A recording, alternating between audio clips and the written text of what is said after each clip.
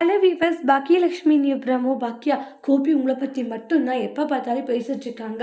பாக்கியா அப்போ இருந்ததுக்கும் இப்போ இருந்ததுக்கும் நிறையவே மாறி இருக்கா.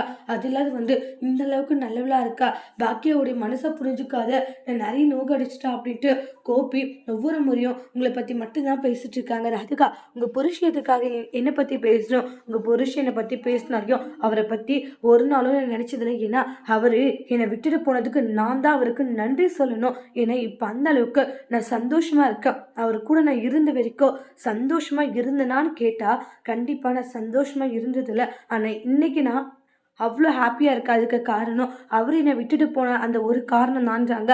லைஃப்பில் சில பேர் இருந்தால் நல்லா இருக்கும், சில பேர் இல்லைன்னா ஹாப்பியாக இருப்போம் அப்படின்ட்டுலாம் சொல்லுவாங்க.